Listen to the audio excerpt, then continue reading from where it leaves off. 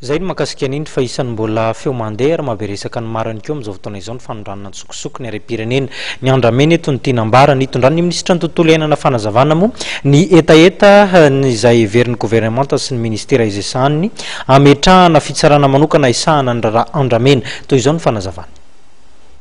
Zany hoe efa misy ny fivoriana omaly zao nandiniana hoe fitsarana ohatrany ahoana no apetraka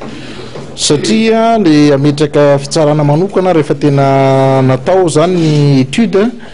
dia somary misy procédure lava be satria tsy maintsy amin'ny manao lalàna vaovao alefa amin'ny assemblée nationale dia zay mametraka an'io fitsarana manokana io dia maharitra zavatra zay